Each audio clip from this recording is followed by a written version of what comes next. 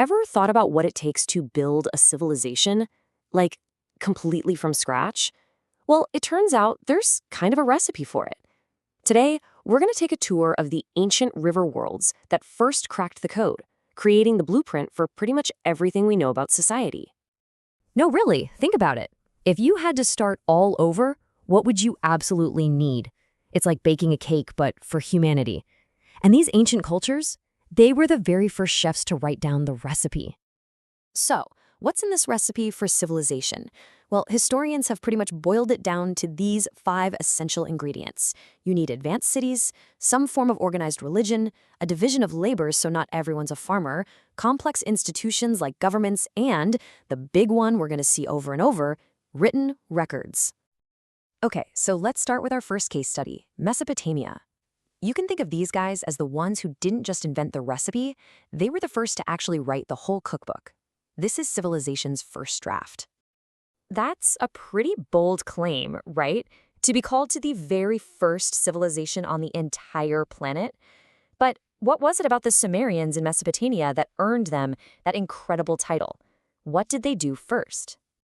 It all comes down to one thing, and it's a game changer: writing. See, other groups were building cool stuff or living in big communities, sure, but the Sumerians were the first to actually write down their history, their laws, their business deals. That single innovation, well, it changed everything. And this was their system, cuneiform. It was this revolutionary way of pressing wedge-shaped marks into wet clay tablets. Now, it's important to note this wasn't the only ancient writing system. I mean, the Egyptians famously had their hieroglyphics, but cuneiform got there first. And their beliefs were just as organized as their writing. The Sumerians were polytheistic, which just means they believed in many gods who, controlled everything from the weather to the harvest. Each city even had its own special protector god, and they built these enormous temples called ziggurats to keep them happy. Now, when it came to rules, wow, they came up with a principle so powerful that we are still quoting it today. This one phrase is the heart of the Code of Hammurabi, one of the oldest and most complete sets of laws we've ever found. And let's be real, this code did not mess around. When historians look at it, these are the words that always come up: harsh, strict, and severe. You have to remember, in these new, super crowded cities, order was everything, and they often established it through fear. But here's the super interesting part most people miss. The code was one of the first systems to say that every crime had a specific price. And it tells you everything about their priorities. Robbing a temple was a way bigger deal than robbing a person. For the first time, a legal system put a price tag on human suffering. All right, next up, the Indus Valley. These guys took that original recipe for civilization and created this brilliant engineering remix. They focused on structure and city planning in a way the world had never ever seen before. So what was their secret sauce?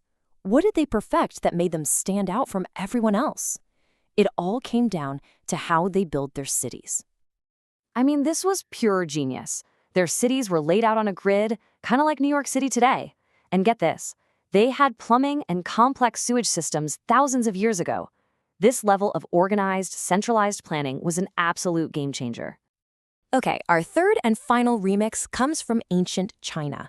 And their special ingredient wasn't made of bricks and mortar, it was philosophical. They were wrestling with the huge question, what's the best way for people to live together? And they came up with 3 major answers. You had Confucianism, which was all about family, peace, and justice. Then there was Daoism, which said the best thing to do was live a simple life that was in harmony with nature. And finally, you had legalism, which was brutally simple. Order is more important than anything else, period. So you have this really fascinating tension, this push and pull. On one side, you've got Confucianism and legalism, which are all about creating a structured society where everyone knows their place. And on the other side, you've got Daoism, which is all about individual freedom and your personal connection to the natural world. It's basically the group versus the self. So for a leader like Emperor Shi Huangdi, who was a big believer in legalism, order wasn't just some nice idea, it was something you had to build. For him, order meant security, keeping out threats. And so he started one of the most ridiculously ambitious projects in all of human history, the Great Wall. So we've seen how these civilizations all had their own unique remix of the recipe.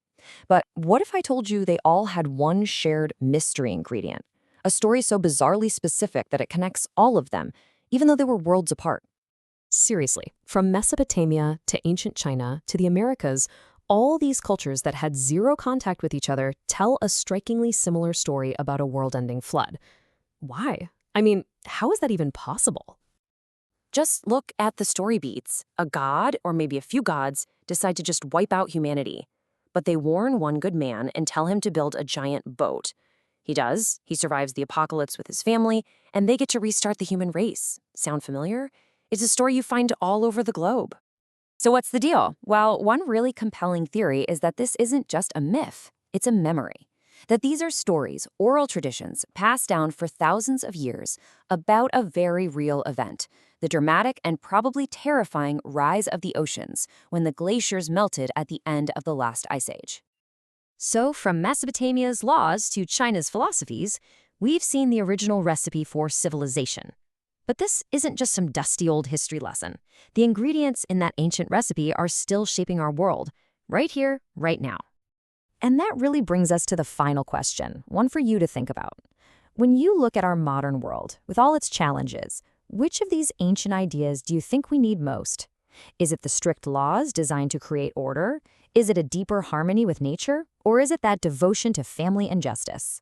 It's a lot to chew on. Thanks for digging into all this with me.